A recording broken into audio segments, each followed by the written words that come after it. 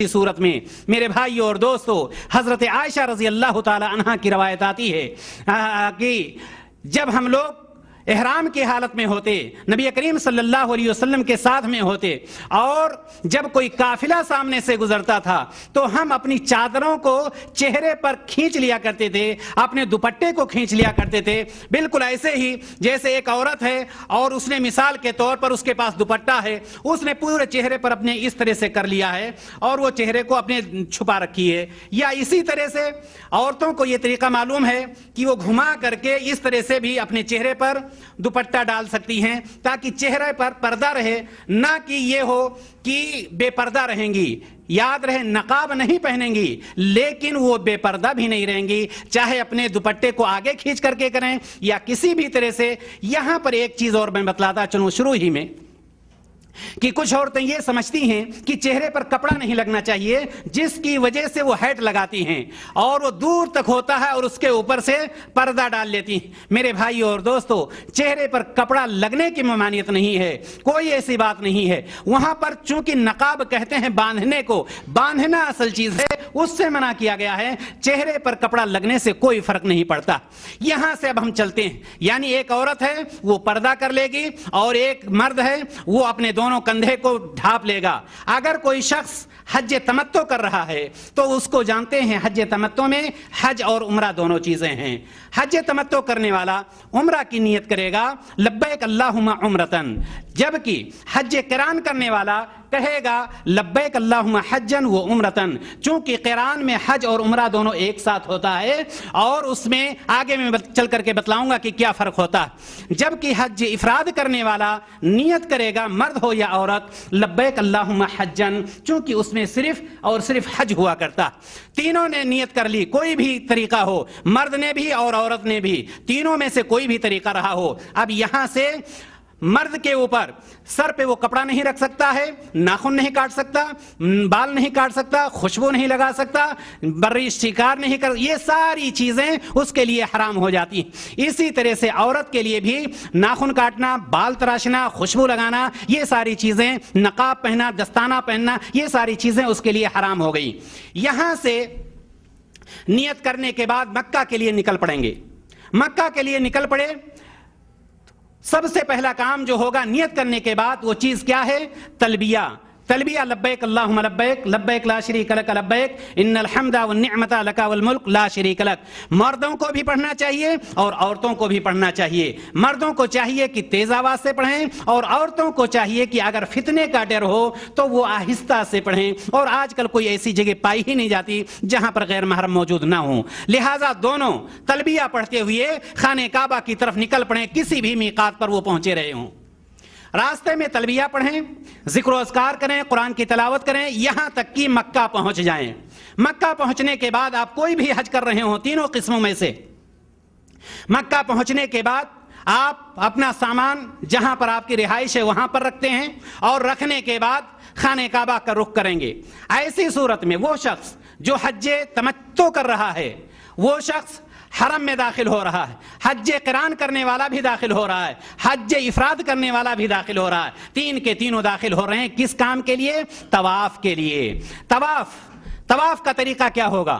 طواف کا طریقہ سب کو معلوم ہے کہ حجر اسود کے سامنے پہنچ کر کے سب سے پہلے مردوں کو چاہیے کہ جو دونوں کندھا بند تھا، اب ایسی صورت میں یہ دیکھیے کندھا کھل گیا۔ یہ طواف قدوم میں اب یہاں پر اس کو کہا جاتا ہے استباء۔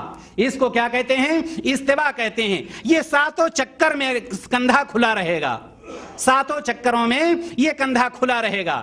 اور یہاں پر ایک اہم چیز جو ہے وہ یہ، اچھا جو عورتیں ہیں وہ عورتیں جس حالت میں تھیں اسی حالت میں رہیں گی، اور ویسے ہی حجر اسود کے سامنے پہنچ کر مرد ہوں یا عورت ہوں، کوئی بھی قسم حج کی کر رہے ہوں، وہ بسم اللہ اللہ اکبر پہنچ کر اور طواف شروع کر دیں گے۔ یاد رہے کہ طواف کے کسی چکر کے لیے کوئی دعا خاص نہیں ہے۔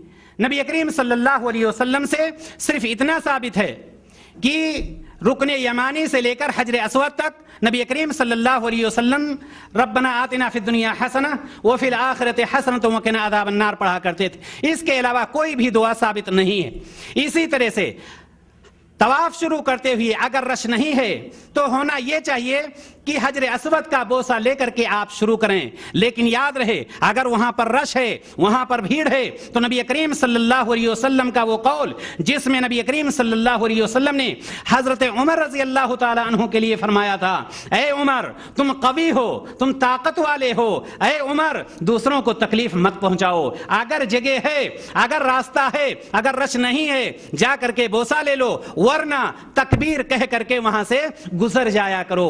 یاد رہے میرے بھائی اور دوستو کہ تکبیر کہنے کی صورت میں یعنی اللہ اکبر کہنے کی صورت میں ہاتھ کو چوما نہیں جائے گا, بلکہ صرف حجر اسود کی طرف اشارہ کیا جائے گا اور اشارہ کر کے آپ طواف شروع کر دیں گے. شروع کے طواف کے 3 شروع کے چکروں میں مردوں کو رمل کرنا چاہیے. رمل کہتے ہیں تیز چال چلنے کو. ایک تو استوا ہے, 7 چکروں میں ایسے ہی رہے گا, ساتھ میں رمل ہے. رمل کا کچھ لوگوں نے طریقہ یہ سمجھا ہے کہ دوسروں کو گراتے ہوئے, دھکا دیتے ہوئے, پھاڑتے ہوئے ہم آگے نکل جائیں. حالانکہ یہ طریقہ نہیں. نبی کریم صلی اللہ علیہ وسلم نے وہاں پر جو طریقہ بتلایا یعنی چھوٹے چھوٹے قدموں کے ساتھ تیز چلنا. میرے بھائی ذرا چل کے بتلائیں کوئی سامنے. رمل کی صورت میں کیسے چلیں گے آپ؟ یہ طریقہ ہوتا ہے. اگر اگر جگہ ہے تب, اگر جگہ نہیں ہے تو کوئی ضروری نہیں ہے, یہ کوئی ضروری چیز نہیں ہے, یہ سنت ہے نبی کریم صلی اللہ علیہ وسلم کی. لیکن وہ طریقہ ذرا سا کوئی دکھائیں جو دوسروں کو گرانے والا ہوتا ہے. یہ دیکھیں میرے بھائی کو,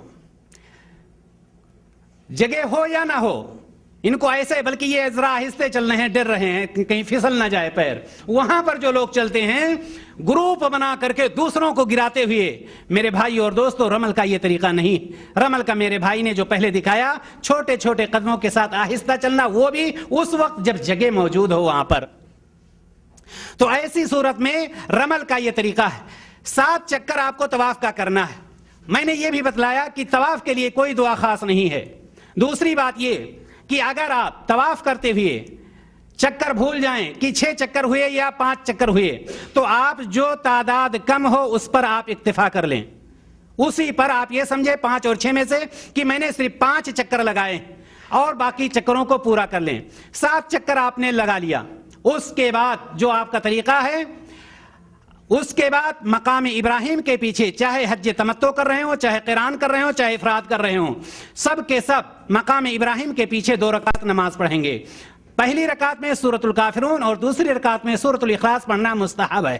لیکن یاد رکھیں ان 2 سنتوں کے بعد ہاتھ اٹھا کر دعا کرنا ثابت نہیں ہے کہ خوب دیر تک کوئی دعا کرتا رہے. اس طرح سے کوئی دعا ثابت نہیں ہے. کچھ لوگ بہت دیر تک وہاں پر جو ہے گریہ وزاری کرتے رہتے ہیں, جبکہ نبی کریم صلی اللہ علیہ وسلم سے کوئی ایسی چیز ثابت نہیں. آپ نے 2 رکعت نماز پڑھ لی.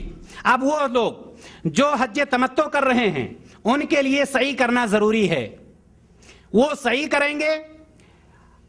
اور وہ لوگ جو حج قران کر رہے ہیں یا حج افراد کر رہے ہیں وہ چاہیں تو صحیح کریں اور چاہیں تو نہ کریں, اس کو مؤخر کر دیں طواف افاضہ کے لیے. اگر آج کر لیا ہے تو طواف افاضہ میں نہیں کرنا پڑے گا, مردوں کو بھی عورتوں کو بھی اختیار ہے. ہم یہ چلتے ہیں کہ حج تمتع کرنے والا کوئی شخص ہے, اس نے 2 رکعت نماز پڑھی, اب وہ چل رہا ہے صفا کی طرف. صفا پر جانے سے پہلے ایک کام اور کر لیں. زمزم جس کے لیے نبی کریم صلی اللہ علیہ وسلم نے فرمایا ہے کہ موت کے علاوہ ہر مرض کی یہ دوا ہے, اور جو شخص جس چیز کی نیت لے کر کے دعا کرتا وہ پانی پیتا ہے تو اللہ تبارک و تعالیٰ اس کی دعا کو قبول فرماتا ہے. لیکن وہ کام نہ کریں جو ہمارے یہاں سے آنے والے حجاج پورا نہانا شروع کر دیتے ہیں, اور بعض لوگوں کا عقیدہ یہ ہوتا ہے کہ 7 مرتبہ نہا لیں گے تو گناہوں سے بالکل پاک و صاف ہو جائیں گے. یہ کوئی بات نہیں, لیکن اس کو پینا چاہیے اور یہ دعا کر کے پینی چاہیے کہ اللہ تبارک و تعالیٰ ہمیں عافیت میں رکھے, یا جو شخص جو چاہے دعا کر سکتا.